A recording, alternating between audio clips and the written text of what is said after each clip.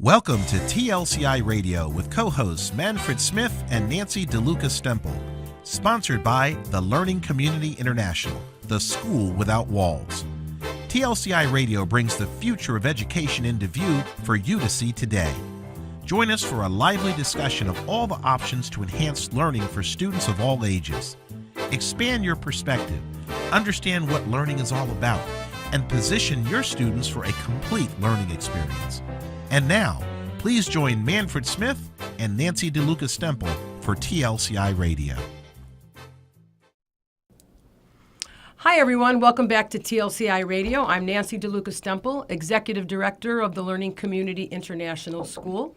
I'll be your host today, and along with me is his sidekick, Manfred Smith. My sidekick and co-host, Manfred Smith. He is the Principal Director and founder of the Learning Community International School. Manfred, say hello to our little friends. What? Manfred and I, we have a lot of fun living and learning. That's our philosophy at the Learning Community, where the whole world is the classroom. So not only do we have fun, but so do our students. So what we're going to do here today is talk about reading and writing. And we have Dana Schilling with us, who I probably would be safe in saying that it was your first love, reading and writing.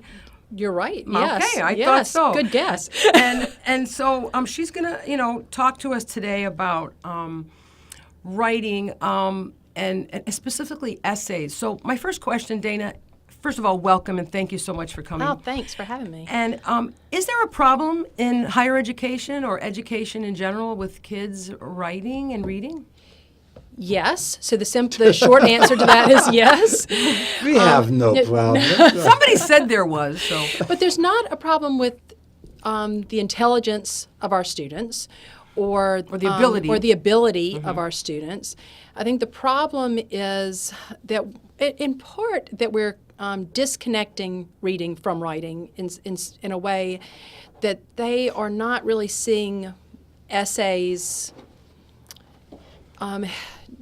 that you could read as the same thing as the type of essays they could write.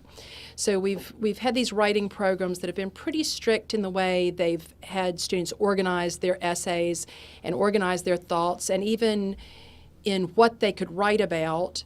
And there's a real disconnect between the type of writing students have been doing and what an essay really can be. So what is an essay? Define that. Because I know the word itself conjures up panic and fear, and not only just kids, but adults as well. We don't do no stinking essays. Yes. Right. So what is an essay, actually? Okay, so to your point, when I say essay to my students, if I'm with them, I physically see them tense up.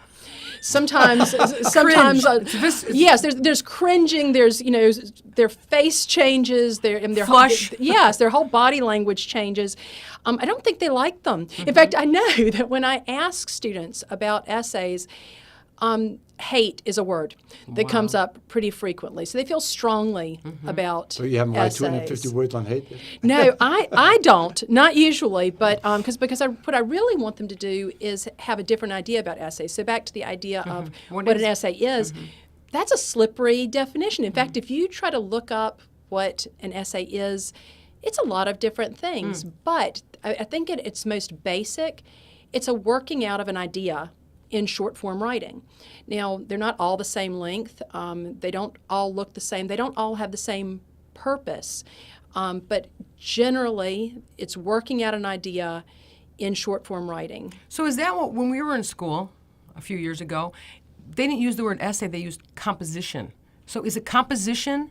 Like a 250-word composition is what I remember being asked to do, like in middle school and high school. You're dating yourself. Oh, yeah. Is that the same thing? Well, I think probably. I think probably it is. Yeah. We want to look at an essay really as anytime we're writing, our main idea is that we want to communicate with someone. If we need to have something to say. So we need to think about what our purpose is, what it is that we are trying to say, what it is we're trying to talk about. We also want to talk about our audience or think about our audience because we have something to say. We have someone we want to say it. Convey it to. Yes. If it is, so there are lots of different types of essays. They could be narrative. In fact, so if we're thinking about a sort of a personal essay for applying on a college application, our purpose is to let that selection committee at the college see the students. They have an application there, they have numbers there, but to be able to see a little piece of that student and who they are, that's what a personal essay can do in that particular situation. There are lots of things a personal essay could do or a narrative essay could do, but in that particular situation, we have the purpose of trying to help that board or that group of people see that student as a real person and someone who might fit well on their campus. So that's an important purpose. That sounds pretty easy. Why is it so difficult? Why are people afraid of it? Again, I think part of it is the way and this is not a condemnation of teachers in any way, but I think the way we've approached essays has, and sort of, again, separated that from the idea of reading. I can't separate the two things. Reading and writing. If you can read and comprehend and understand what another author has done, that helps you with your writing. If you know what you're doing in your writing, the type of choices that you're trying to make in your writing, that helps you read what other people have done. So sometimes this seems really simple, but if I'm talking to students about the passages that they're reading in the SAT, which are very often basically essays, if I try to get them to remember, that's not magic. Those essays didn't come out of magic. That's another person just trying to get something across to you. It's someone who's trying to convey something to you. So they are not trying to make choices where it's difficult for you to understand. They're trying to help you understand what it is, the point that they're trying to make, or help you agree with their point of view, or help you see something that they have seen. So they're not typically trick passages. They're ambiguous. They're fantastic passages. They're really well written passages. And so to that idea of like making this easier, if students are reading well-written essays, or sometimes they think of them as articles, because a lot of articles really are essays. If they're reading things that are well-written, and we can take a look at, so the author was trying to do this. How did they achieve that? What choices did the author make to help us see that, or to help us understand that, or to bring us over to their way of thinking about things? So do you think that the beginning of good writing starts with reading and then taking that apart and analyzing what they read? Yes, and so I think we shouldn't separate them too terribly much, but yes.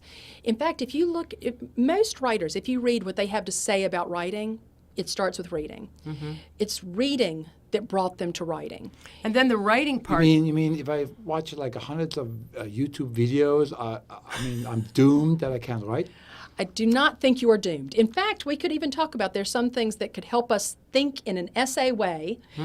Some videos that we can see, or some shows that we can watch, or listen to a great radio program on the way down today that would have worked out well as an essay. That being said, yes, we need to do some reading. So it's also about thinking. Yes, it's thinking. Reading, thinking, writing. I don't know if it's thinking. It's reflection. Sounds like it's coming into play here. Yeah, I was speaking to my husband today. He's a college professor, and he said before they get to college, they should have read and written hundreds of essays, because you don't want to start learning how to write essays when you walk into the college, which brings us to another point. You're not only talking, because Dana does tutoring and teaching of writing, that she has middle school kids, high school kids, not only college students applying with the applications, essays, students applying for graduate school, and even people in business. Yes. And adults, sure. And adults in business, So I'm working with a lot of different age groups, and so I would agree. You do not want to have to start that process once you get to college. In fact, that's so. But that being said, if you're already there, it doesn't mean that you won't be able to write essays, or that you won't be able to write academically, or that you won't be able to write for pleasure. Just because you are in a certain place doesn't mean that we can't work with that. But I would like to see this type of reading, this type of thinking, the introduction of rhetoric, which is just a sort of a fancy word for saying ways to persuade people, methods to help people, think what you want them to think. That sounds manipulative, but it's really part of our communication is part of like, of course, Yeah, if we yeah, have something I- important, we want people to understand it. Right, you're Yes. articulating the Yeah. ideas and have people be able to read those Right. and understand what it is you're saying about Yeah, those what's your ideas. point of Yes, view? Yeah. exactly. So there's It's different about kinds of clarity. essays. Mhm. Yeah, Yes. there's different kinds of essays. What are some of the different kinds? So there are many, and even if you look in different, books about essays, they call them different things. And in fact, in different classrooms, they call them different things. So, if one of the texts that I like to use is a common college text, although you don't have to wait till college to use it. to use it. But there are a lot of different types. It could be a description essay, basically, where you're just trying to get something that you've seen across to someone else, or something that you've experienced across to someone else. It could be a narration, so that's basically a story, like a little piece of your life that you're getting across. And some really great essays are narrative essays. So we have and that often works well for college application, like where you choose to make part of. Obviously, you can combine different types of essays, but part of that is the idea of giving a little narrative of that helps someone see who you are. If you're talking to someone, a friend, or if you're talking to someone that you've met recently, and you want them to start seeing who you are, part of that is storytelling. Part of that is giving them a little bit about narration. where you grew up, or what you do, and why you love it. And then little stories from that. Like, let me tell you about a student that I work with. That gives them a little bit better idea of who you are and how you think about things. So a narrative essay can really work that way, and that's why that works well for college applications, is to have a little bit of a narrative there. Well, if I may interject here. Yes, please. Because having taught for many years, one of the things I find, even as I listen to talk about this, is that there needs to be I think there needs to be maybe a systematic way in which you can really help, a simple systematic way in which you'll be able to help a student, anyone, to be able to convey the key things that they want to convey. Yes. If it's about yourself, if it's about your friend, or whatever it's about, well, I think, what do you advise for somebody to begin to sort of outline or put Like a down template, what exactly do you want to say about that friend? Exactly. So if I were trying to approach it that way, and I think you can work with sort of a template. There are ways to do that. In fact, there's some really nice texts in the academic field that help with that. But in a more basic way, when I'm talking to students, I'm saying some of the same things over and over again. That, again, back to the idea of you need to know what it is that you're trying to communicate. What is not just what you're trying to communicate is, but what is your end purpose? What do you want to achieve from having written that? Are you trying to convince someone of something? Are you trying to help someone see someone, as you're just saying, and get to know them better? What is it that when the person gets finished reading that, what do you want them to be thinking? What do you want them to have understood? So if we have that as our primary, and we think about, okay, well, who am I talking to? What is the best way to get them to understand? So if it's an engineer talking to engineers, that's going to be quite different language, quite different approach than if it's an engineer talking at a career day to second graders. Sure. So it shouldn't be, so that's not dumbed down. But you're Know simplifying. your audience. You have to know You your know your audience. audience. And you know what would help them understand this. If you're trying to convince someone of something, so if you wanted to convince people that it's really important to keep small children out of the front seat of a car, you want them to stay in their booster seats for the recommended amount of time that you have an argument like that. You're going to probably in part need to appeal to parental fear. So that might not seem fair in some ways, but if this is something important to you and you feel like it is actually dangerous for a child to be in that position, then those are some of the considerations that you have, is what will help this audience, the people that I'm trying to convince, what will help them believe me, what will help, so you might need statistics and things like that, but also what will help convince them in the long term, what will help them remember this. And so we see the same sort of things in speech writing, where, we're using that type of rhetoric. In speech writing, you might use more repetition or certain tools that help people really stick to certain points. You can use that in your writing too. So back to your point of there isn't one template, because we have to start with our purpose. But once we have that purpose and we have the idea of our audience and we remember that we want to be clear above all else, that's when we start making those choices. But as far as organization, I think that is one of the things that in our schools, we've looked so much at organization. So my students know when I say five paragraph essay, that's what they're used to. Sometimes as they get older, it gets extended and they have more paragraphs. Sure. But they're very familiar with that. So when they go to read an essay that maybe the thesis isn't in the first paragraph, maybe they have a setup where they're like bringing you to a certain place before they present what their idea is.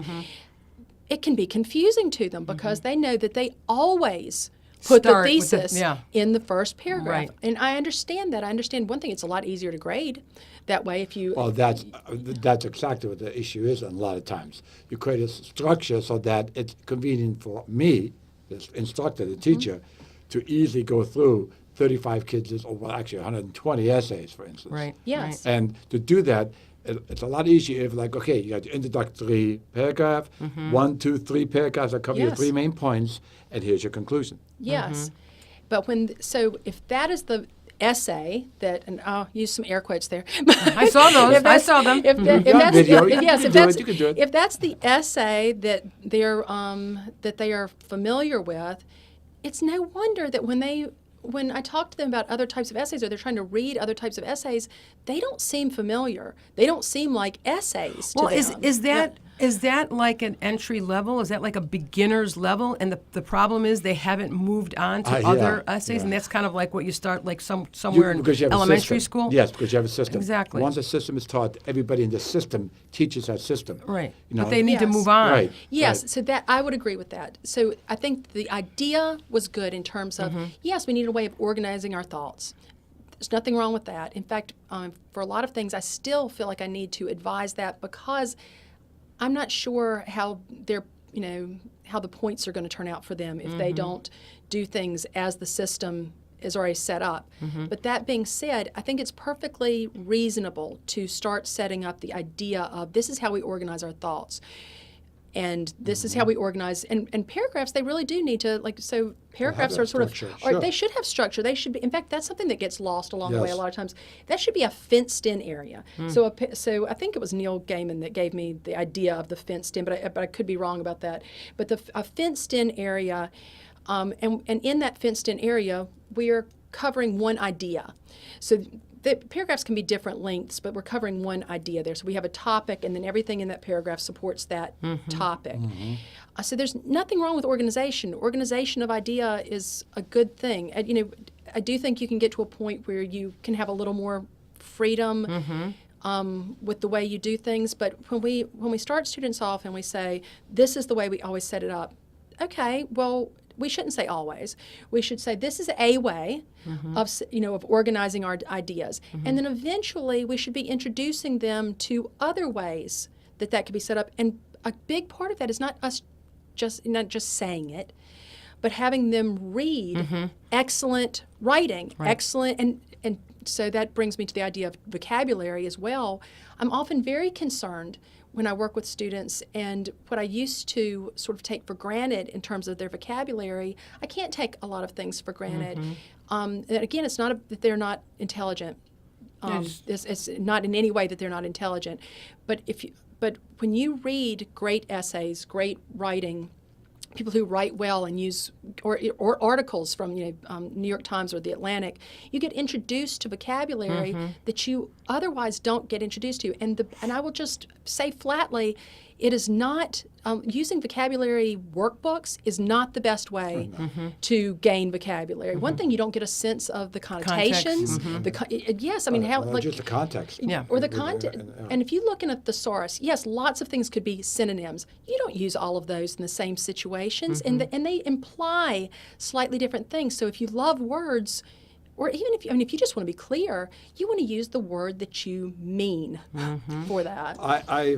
There's a book out that was written by actually a young person, and you could tell it was in the early days, with Word and whatnot, where you could actually access synonyms, right online or whatever, right in the Word document, and I mean, the whole book was like an exercise in how many synonyms can I use? I was like very frustrated. You just stop reading the thing because it's like, just say what you mean and get away from the erudite of all the, the usage. It's like crazy. So that makes me think that maybe you have written or you have read this essay, and if you haven't, I know you would enjoy it, is George Orwell's Politics in the English Language, which is a great and interesting essay, but also it could be, if you want a short writing book, that essay really speaks to how to simplify your language, how to write clearly and well, how to get rid of things that don't need to be there, and if you I feel like I'm pretty experienced in my field, but George Orwell, I think we can we can trust he was an excellent writer and knew a little bit about language, and so essays can really teach us quite a lot. We can learn quite a bit from essays. Do you have any books you can suggest, like collections of essays that are some of your favorite? I do, and one of them I was just taking a look at here. In fact, so in getting ready for this, it was just nothing but a pleasure to get to read some of the essays out of this, or reread some of the essays. This is a book that a lot of colleges use, but again, you don't have to be in college to enjoy these essays. Sure. So whether you're adult or even better, if you're younger and want to start getting into the idea of what an essay really can be, there's a book called Back to the Lake. It's the subtitle is A Reader for Writers by Thomas Cooley. You can hold that up, Dana. Sure. We have the video here too. Where? He'll get you. Okay. So, Back to the Lake. Here. Okay. Back to the Lake. Another that I use for some of my classes is 40 Model Essays, and they share some essays, but they've chosen some different. This is an anthology of essays. 40 Model Essays. 40 Model Essays by James. And so the editor, I think, on that is Jane E. Aaron, Aaron. And so this is a collection that's solely George Orwell. It's called Why I Write by George Orwell, and at the end of this, there's the Politics in the English Language is Do you have any one of the essays. Favorite passages from any of those that? Oh my! Now that's harder because so many of them. So there's so many of them. So what I decided to do instead, because I knew that might come up. Is I'm going to talk about a few different types of essays that that I read through when I was looking back over these, and so some people might have heard of the author Amy Tan, who was a bestseller, a best-selling author. She's really is helps us not only see. She's not only a great writer and a great storyteller, but she helped us see another culture and what it was like to come in from a different culture into the United States, and and for her family. And one of the essays that was it might be in both of these books, it certainly is in Back to the Lake, is Mother Tongue, and in that. It is in both of these because they call them different types of essays in this. But in Back to the Lake, they call it a classification essay. And it's because she talks about the different types of English that she uses in her life and how she became aware, so back sort of reflecting, she became aware that she was using different English in different ways in her life and with different people in her life. Sure.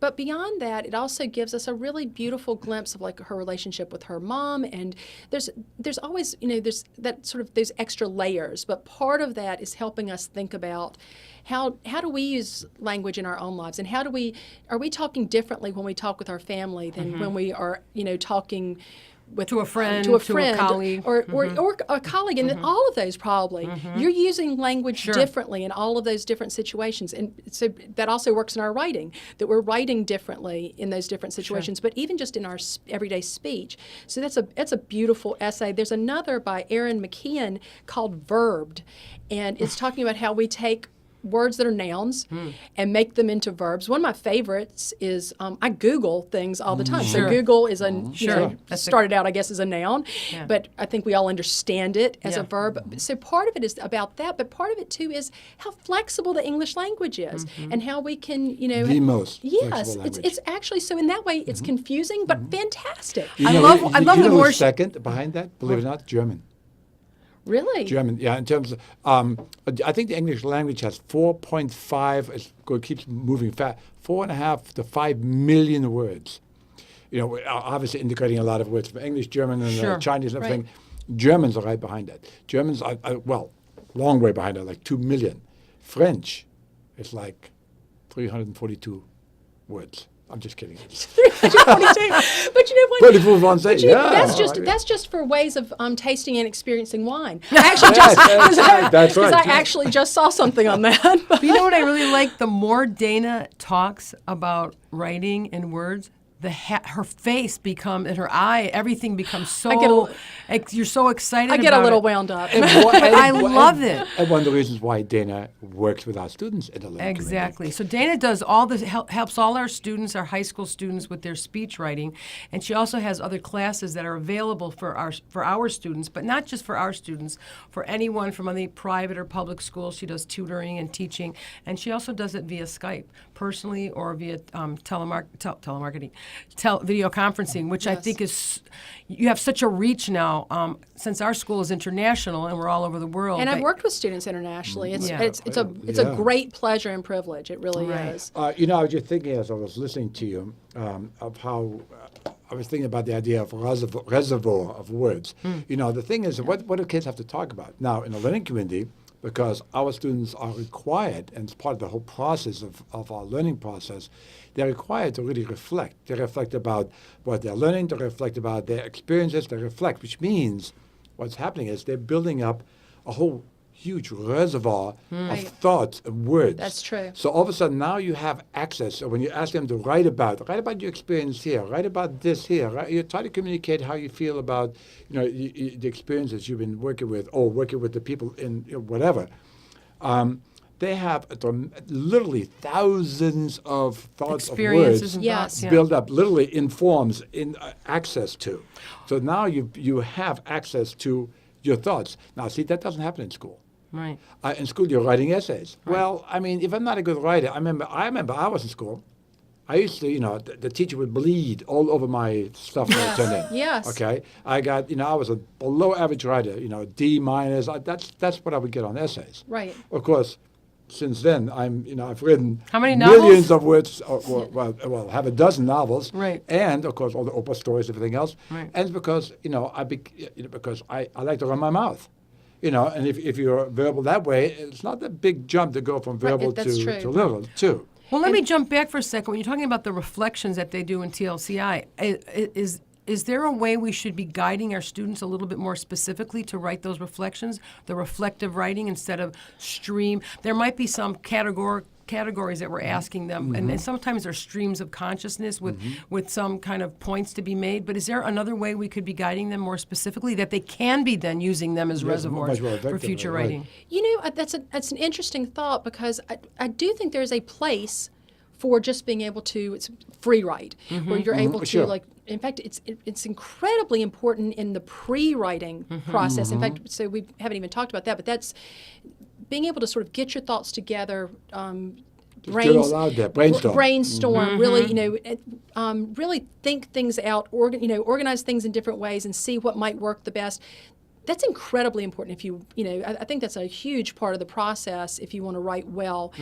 I like that in the reflective, in our reflective work at TLCI, that we can do some free writing and really sort of, because I think students feel less encumbered by that. They feel like they can say what they're thinking, and I think that helps free them to then write in a more organized way when asked to do so. So I think that's worth thinking about. That really think that is worth thinking about, like how that might be incorporated. But I think there should always be a place for students to just be able to give their thoughts about something. So if they're reflecting, yes, you don't want it to be so much stream of consciousness that it makes no sense to anyone outside of their own heads. But yes, I mean, I think that Like I think, Odysseus. Not the original one 3,000 years ago. It's like, talk about gobbledygook, and well, we won't go there. Okay, I'm sorry. But but back to your point of like having been pretty discouraged in like having teachers, maybe comment, maybe not even comment, maybe just mark. Oh yeah, I can tell you from my experience. I was convinced I could not write. And so how wonderful that you got past that. But many students don't. No, do not. Oh, many do students not. come away thinking, I can't write. Mm-hmm. I'm not. Of course they can. Of course they can. In fact, if you're working with very young students, they love to write. Yes. They love to tell you a story. They love to, in fact, be aware, parents of young children, your young children will tell things out of context from your family's life. Oh yes, I've had that experience. Without being asked. They are not asked to. telling stories. They're going to tell things. So but I'm so thankful that you got past that. But I see students who, on a regular basis, really come away believing that they are not writers, that they cannot write, which is just plainly not true. So do you think more of that is happening as opposed to that there's learning disabilities? Because sometimes I wonder if it's more that it's somehow or another it's not being taught or it's not being absorbed. Or just you're crushed. Pardon? Or you're crushed. Yeah. Because of the overwhelming demands upon you. Yeah. Well, I mean, we see that in the learning community. I mean, these kids, so-called failures coming out of private or public schools, right? Yes, I've worked with some of those students, Right. and they are in no way failures. No, of Yes. course not. They Right. come out and they sort of detoxify, Right. through the process we offer, and and we've had kids who have published authors. authors. And, Yep, and students by who are, I mean, graduating. I've worked with personally some of the students from TLCI who've come out of school situations where they really did not feel good about their own intellectual ability, really didn't feel good about their own academic ability. Brilliant kids. I mean, sure. and that's not an exaggeration. Absolutely brilliant. And one young man who does deal with dyslexia. He doesn't. I won't say he has dyslexia because it's not a disease or something. It's It's affecting. But he deals with dyslexia, and English was not his favorite subject, strangely. So we worked throughout the year. I saw him gain confidence throughout the year, and he wrote the most amazing research essay looking at, and what was really fantastic about it was, I learned a lot, which it was great for me, but he was looking at how prison systems work in the United States. He went in with one idea, so maybe even with the idea of having people see the way he saw this. He went in with one idea about the way that worked and what was happening, and through his own research and study came out with a completely different idea, wrote about it in a completely different way. And so that and that's really, I often talk to students about this, the things that I have learned the most in school, learned the most from in school and remember most clearly from school are things that I had to research, things that I got to Of course. choose Right. what I was interested Same here. in, and I got to research that. And so I know that he will never forget the things. I won't forget the things that I learned from him doing our that. whole program is based upon that And principle. so yes, and so right? and he came away and could see he's a really good researcher and writer. I mean, he really did a great job with that, and we read things together that if you do have dyslexia, if you do have a learning disability, that listening to a book counts. Oh, yes. And- Oh, yes. or if you have, I think students come away with this idea that if you don't read quickly, you don't read well. The truth is, reading slowly is where you will get the greater, information and understanding. So I'm often encouraging students not to feel like they have to read quickly through things. In fact, if they're not comprehending, it's probably because the they're point? ready. Yes, exactly. Oh, yeah, There's a point to reading. There's a huge difference between comprehension and reading. I had a lot of, back in the days, during the Vietnam War, after the war, we had, the boat, the boat people come over, right? And I had the students in my class. And Vietnamese is actually written in like it's not written in characters, it's written in printed words. Right. And I picked it up, and I just sort of read, intoning, I literally read a couple sentences. And the kids looked at me and says, you read Vietnamese? I says, no, I just know how to read words. Yes. See, I can read the words. I have no clue what I was reading. Yes. Right. And I So think those are that's two a very lot. different Yeah. things. Yes. Reading and comprehension is a entirely different world. Right. Yes. We're coming Yeah, close we to are. our time, Yes, but we I are. wanted to make sure that I mentioned that not only does Dana work with students and adults and with essays, but she works with them for writing college applications for both college and as well as master's programs. SAT, you do SAT assistance do. on that, as well as kind of preparing kids for the AP language courses and Yes. tests that they're taking. Yes. And obviously, she's working with the learning community, different kinds of courses and classes. Is there, as we're wrapping up, is there anything else, anything that's really burning that you would like to share about writing or essays, or any tips that you can give or hopefulness for kids and adults in writing? Yes. So I think because plainly I could talk about this all day. I know you can. If we had the time to do Well, this. we come back. You will Yes. be coming back Yeah, for sure. and I feel like we've come to, we've touched on so many other topics Yes. as well. But yeah, so if I could encourage students, maybe, I think that would be a good way to end this, is to encourage students that if you feel like you hate essays, and maybe you don't. Maybe your goal is not even to love essays. So maybe right now not only do you hate them, but you don't even care about loving them. Okay, well, essays are a part of communication. We can call, if you are uncomfortable with the word essay, we could call it, something else. We could call it Pickles articles or whatever. really anything. We'll make up our own word for Right. it. But it's a part of communication. It's certainly part of, if you are a high school student or younger, it's going to be part of your academic world going. If you go into college, that's going to be part of your academic world.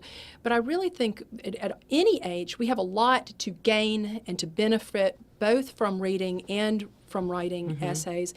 If up to this point you feel like, oh, that's just not my thing, it probably is because you haven't gotten to choose something that you're actually interested in. You haven't had the opportunity to see essays as they can be.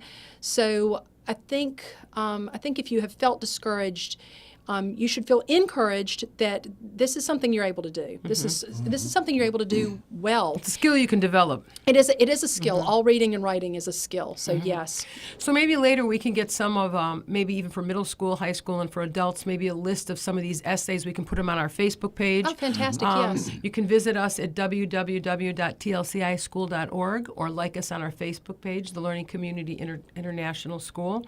I want to thank you so much and please, if you would come back, thank you so much for joining I've us. loved it. It's been great. And we This is can just do- an introduction. This is just the introduction. And thank you, Manfred. Visit us at the Learning Community International School website, and we're still taking enrollment. So if you click there for a complimentary discovery conference with me, or call me directly at 301-788-3571. And you can also email Dana. She probably has her name, her email there. I think it's dschilling06@gmail.com. That's correct, yes. You can email her and talk to her about some of the classes that might be right for you. And join us next week, Thursday at 11, for another rousing, exciting show about learning and education. Thank you again for joining us, and take care.